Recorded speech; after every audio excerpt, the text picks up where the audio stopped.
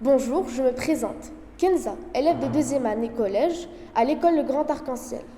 La francophonie, véritable symbole d'unité, tisse des liens uniques entre les peuples du monde entier.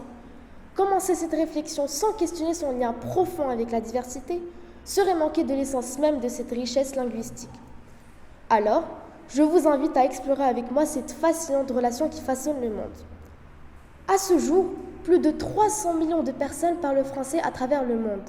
D'ailleurs, l'Afrique abrite le plus grand nombre de francophones, établissant un réseau linguistique riche et diversifié, où chaque voix apporte une nuance unique.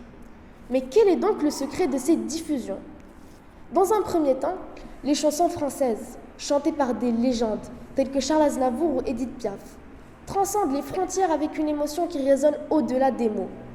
Pour moi, ces mélodies intemporelles sont des compagnons de voyage, connectant les francophones des diverses cultures par la musique.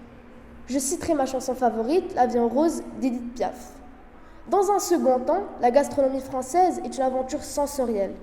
Elle nous offre des témoignages concrets de la culture française. Ces plats ne sont pas seulement des délices pour le palais, mais des portes ouvertes sur la France. Dès mon plus jeune âge, je suis tombée amoureuse des crêpes, une spécialité purement française. Mais ça, je ne le savais pas encore, car j'étais habituée à voir ma mère me les préparer.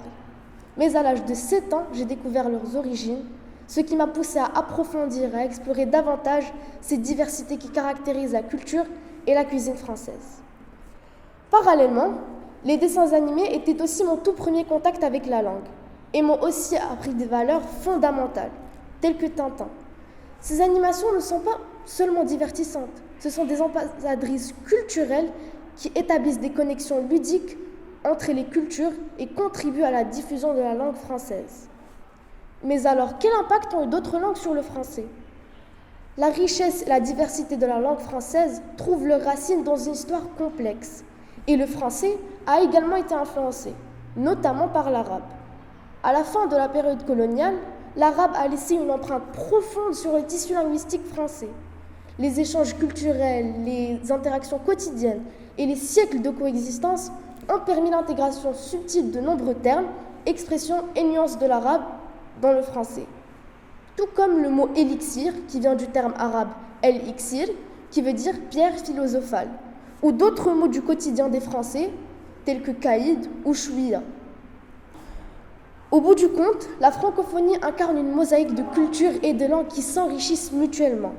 Ce réseau mondial célèbre la diversité en tant que source de créativité et d'inspiration, célébrant l'unité dans la différence.